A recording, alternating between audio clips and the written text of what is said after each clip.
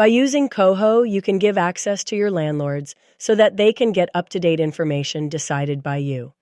To do that, open a property and click Property Ownership.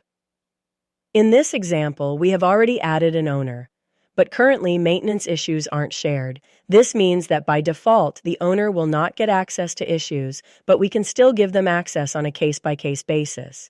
You can change it so they get access to all issues. You can do that by clicking Edit Property Owner and selecting Yes to automatically share all maintenance issues with the owner.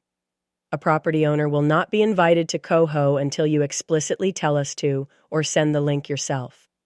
In this example, you can see the owner hasn't yet been invited. You can click Invite Property Owner, confirm the email and mobile number, and send them an invite. Until the owner accepts the invite, you'll be given access to a link you can send to them to help them. When a property owner does have access to COHO, in your maintenance issues, you'll see an area about the property owner. Within here, it will tell you whether the issue is shared or not.